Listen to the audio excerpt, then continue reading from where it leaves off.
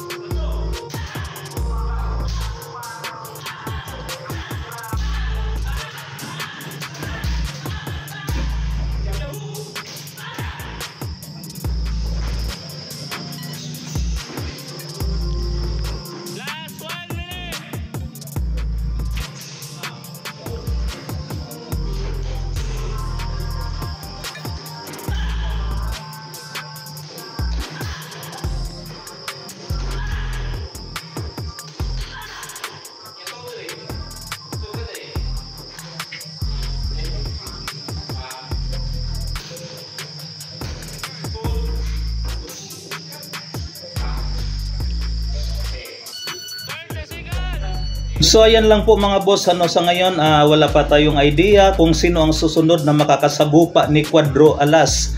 Pero ang mahalaga nga po dyan mga idol ay alam na natin na may paparating na laban itong si Cuadro Alas Casimero. So yan lamang muna mga boss, maraming salamat.